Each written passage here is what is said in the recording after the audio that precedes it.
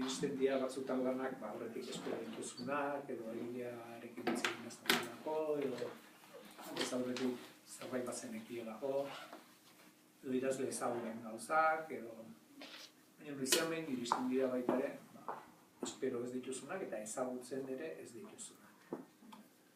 Eta horiek, pizten diote beti editoriari sentimendu bikoitz bat. Batetik olago kilika bat, abertzen nago. Bestetik, gogaitze moduko bat, esan hau izango galamuzkoren bat.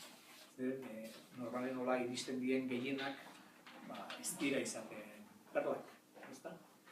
Baina, izaten dira perlak. Orduan, hau horietako perla bat dela esan dut.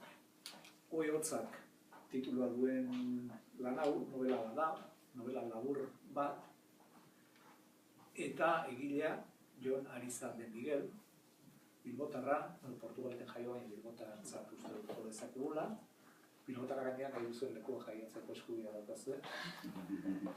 Eta liburua, nola esan duke, hasteko desberdina da. Desberdina da Kiroz, protagonista ikusten dugu ezagutzen ez dugun hiri batean, zaigu izenik esaten, ez protagonistarenik, ez tokiarenik, baina sumatzen dugu leku hori ez dala hau bezala. Ez da beste kultura bat dala, beste hizkuntza bat, beste ohitura batzuk dituztela.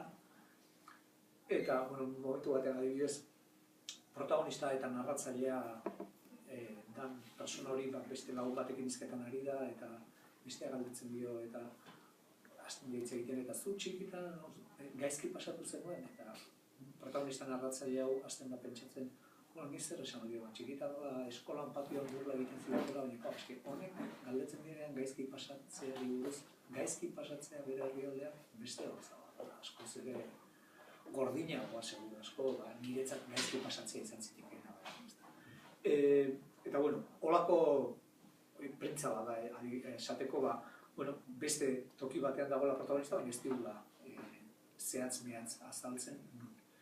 Eta libura kontatzen duena da harreman bat buruzko historio bat. Nolabait bere lehen egotako harreman bati bigarren aukera bat emateaz, eta orduan horretaz hitz egiten da batez ere. Baina horren aitzakian edozertaz.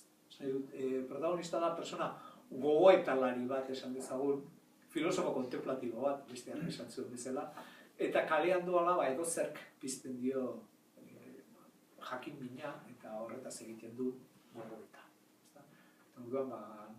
Eta bere lagunak ere alakoak dira, eta orduan baitze egiten dute, eta zu liburu bat zeina, ze liburu zinateken, eta horrelako gauza. Liburuan, nik uste sentiberatasun berezi bat dagoela, elegantzia bat gauzak esaterakoan, humorea dago, kultura handia dago, inteligentzia dago.